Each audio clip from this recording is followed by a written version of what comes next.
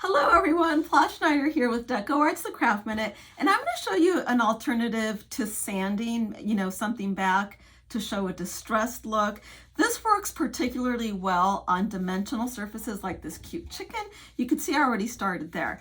So all I did was painted it first with Americana Outdoor Living and Picket Fence, which is a white color, let it dry, and then came in with this really pretty wildflower color. And all you do is liberally apply it, and right away before it dries, you're just gonna get either a wet cloth or even just wet wipes work, and you're just gonna wipe that back. And the paint's gonna stay in the recessed areas, and you're gonna get this really pretty distressed or layered look.